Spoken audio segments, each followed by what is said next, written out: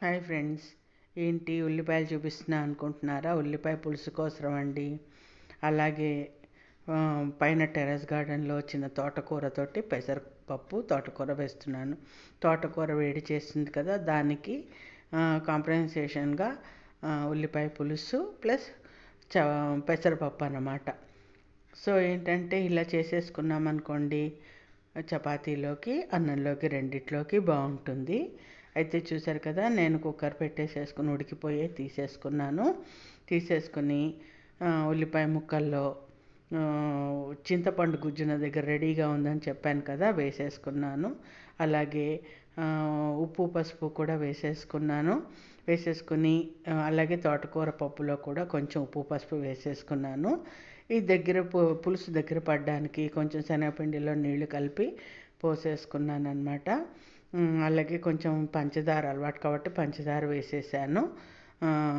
తర్వాత పోపు, మెంతులు, ఆవాలు, జీలకర్ర, ఇంగువ, ఎండుమిర్చి వేసి పులుసులో పోపు పెట్టేసుకున్నాను. ఆ తర్వాత మళ్ళీ కొంచెం అంత నూనె వేసుకుని అదే మూకుట్లో కూరకి పోపు, మినపప్పు, జీలకర్ర, ఇంగువ, ఎండుమిర్చి వేసేసుకుని పోపు పెట్టేసుకున్నాను. ఇంకా దీనికి కరివేపాకు అది కూడా ఏం అక్కర్లేదండి. ఇంగువ వాసనతో కూర అద్దిరిపోతుంది, సూపర్ ఉంటుందండి. అలాగే పులుసులో మీరు ఎప్పుడైనా ఉల్లిపాయ పులుసులో కొత్తిమీర వేయకపోతే వేసి చూడండి, చక్కగా చాలా చాలా టేస్టీగా ఉంటుంది. అలాగే ఈ ఉల్లిపాయ పులుసు కానీ పెసరపప్పు తోటకూర కానీ చపాతీలకి చాలా చాలా బాగుంటుంది. చెయ్యకపోతే ఎప్పుడైనా తప్పకుండా ట్రై చేయండి. మా టెర్రస్ గార్డెన్లో ఆకుకూర వస్తూ ఉంటుంది, అందుకోసం అది కట్ చేసి చక్కగా ఇలా వండుకుంటున్నాం. మందులు వేయని ఆకుకూర కదా, చాలా చాలా బాగుంటుందండి, ఇట్టే మగ్గిపోతుంది. చూశారు కదా. అలాగే ఈ వీడియో రేపు పొద్దున వస్తుంది.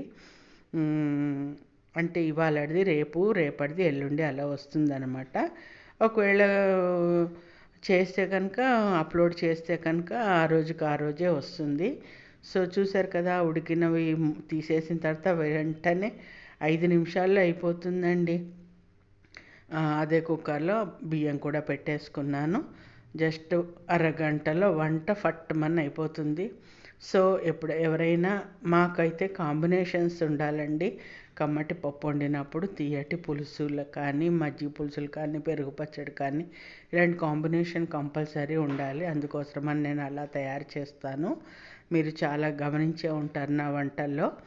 సో అది ఫ్రెండ్స్, చూశారు కదా, సూపర్ సూపర్ ఉంటుంది. నచ్చితే లైక్ చేయండి, షేర్ చేయండి, సబ్స్క్రైబ్ చేయండి. ఓకేనా? Thank you.